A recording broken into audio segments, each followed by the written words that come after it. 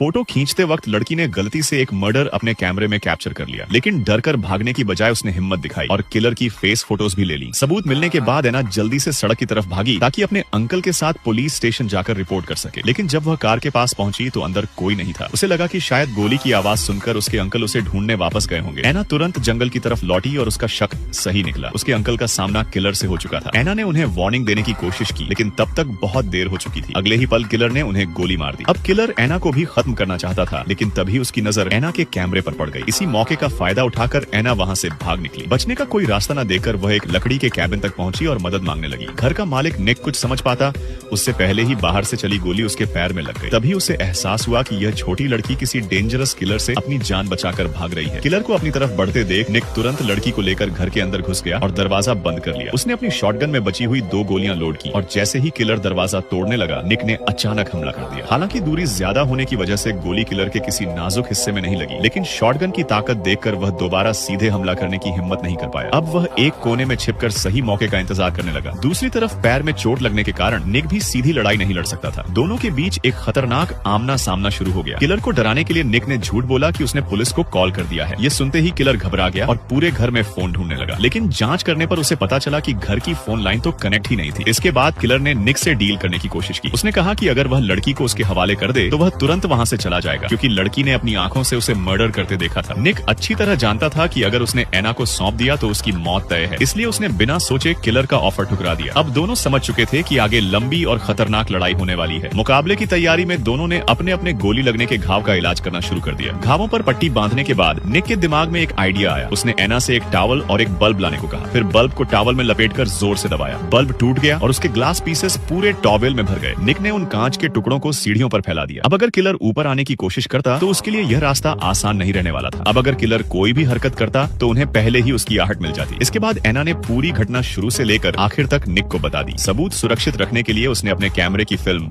निक को सौंप दी, लेकिन निक को खुद भी यकीन नहीं था कि वह यह खतरनाक लड़ाई जीत पाएगा। इसलिए उसने फिल्म को अच्छी तरह सील किया और एना से कहा कि उसे बाथरूम के वाटर टैंक में छिपा दे। उधर नीचे घूम रहे किलर को अचानक जमीन पर एक पश्चाताप भरा पत्र मिला। उसे पढ़कर पता चला कि निक की कभी एक खुशहाल फैमिली थी, लेकिन एक दिन निक ने अपने फार्म में कुछ तार बिछाए थे। खेलते समय उसका बेटा उन्हीं तारों में उलझकर गिर पड़ा और उसका सिर पत्थर से टकरा गया, जिससे उसकी मौत हो गई। इस हादसे के बाद उसकी पत्नी भी सदमे को सहन नहीं कर पाई और उसे छोड़कर चली गई। निक खुद को ही बेटे की मौत का जिम्मेदार